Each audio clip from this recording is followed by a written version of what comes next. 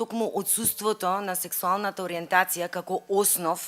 во членот 3 во Законот за спречување и заштита од дискриминација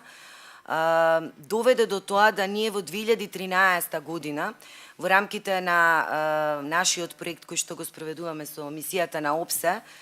кој што предпоставува следење на случаите, односно делата сторени од омраза, покажуваат загрижувачки висок процент на насилство, дела и инциденти сторени врз основа на сексуална ориентација. Воедно случаите кои што исто така ги нотираме, се во делот на говор на омраза, покажуваат дека хомофобијата и случаите на говорење на омраза и говор на омраза кон лицата со поинаква сексуална ориентација се навистина многу чест случај и за жал во непостоење на ефективни институции најчесто завршуваат неказниво. Сметам дека токму оваа иницијатива понатаму ќе придонесе за тоа да пристапот до правда за луѓето со поинаква сексуална ориентација ќе биде во голема мера олеснет. Ова го говорам од фактот што јас очекувам дека доколку се случи промената на членот 3 во Законот за спречување и заштита од дискриминација, дека тоа ќе се случи и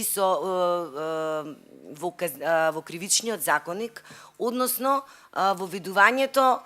на сексуалната ориентација како основ за кривични дела сторени од омраза.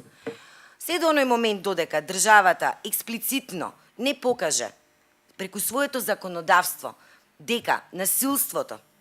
говорот на омраза кон лицата со поинаква сексуална ориентација не е забранет, ние и понатаму ќе бидеме сведоци на напади на луѓе со поинаква сексуална ориентација, ние понатаму ќе бидеме сведоци на молк од страна на државните институции и ние понатаму ќе бидеме сведоци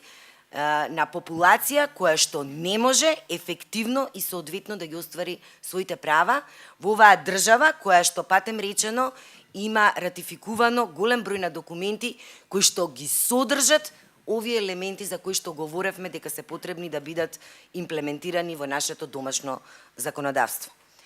Она што воедно кога го говориме за оваа иницијатива, за мене е многу важно дека во овој фронт, во оваа борба за измена на законот и спречување на дискриминација се вклучија голем број на организации чии што фокус и не е кон ЛГБТИ заедницата и нивните права. Од тука ние сега веќе зборуваме за еден елемент на солидарност во невладиниот сектор. Солидарност која што сметам дека во голема мера ќе ја покаже и нашата заложба да се справуваме со феномените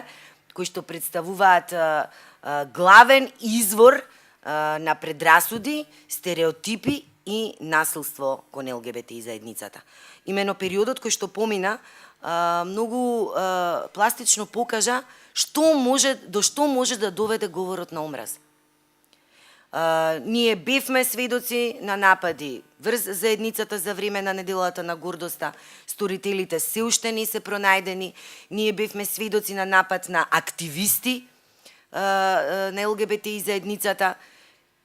Да, покренати се постапки, но скептични сме за тоа каков ќе биде исходот од овие постапки и тука повторно се судруваме со недостатокот во законската регулатива.